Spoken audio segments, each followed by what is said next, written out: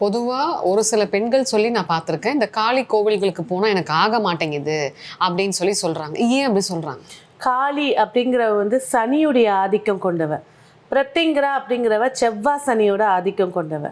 இந்த காளி கோவிலுக்கு போகும்போது ஒரு சிலருக்கு ஆகலைன்னா அவங்க ஜாதகத்தில் வந்து அந்த சனி வந்து 6, 8, 12 இருக்கும். அவங்க அங்கே போகும்போது ஆகாமல் போகாது, வேறு சிந்தனைகள் வர ஆரம்பிச்சிடும். முன்ஜென்மத்தோட சிந்தனையோ இல்லையா இனி நடக்க போகிறது ஒரு இன்ட்யூஷனோட பிரச்சனையை கொடுத்துரும். இவங்க சொல்கிறத வீட்லேயும் நம்ப மாட்டாங்க, ஆனால் அந்த பிரச்சனை நடக்கும்போது இவங்களுக்கு பெரிய பாதிப்பை கொடுத்துரும். அதனால் அதே போல் சனி சந்திரன் சேர்ந்தால் புணர்ப்பு தோஷம்னு சொல்லுவோம். அப்போ சனி சந்திரன் சேர்ந்துருக்க ஜாதகத்தில் வந்து தனித்த அம்பாள் கோயிலுக்கு போகிறது கொஞ்சம் குறைச்சிக்கணும். ஃபேமிலியோடு போகிறது ஓகே. தனித்த அம்பாள் கோயில் இருக்குங்க, அங்கே செல்லாய் கோயில் இருக்குது, குடும்பத்தோடு போய் கும்பிடும்போது பாதிப்பு இருக்காது. தனித்த போகும்போது அது பிரச்சனை, அந்த இல்யூஷனை கொடுக்க ஆரம்பிச்சிடும். அதுதான் அங்கே இருக்கிற விஷயம்.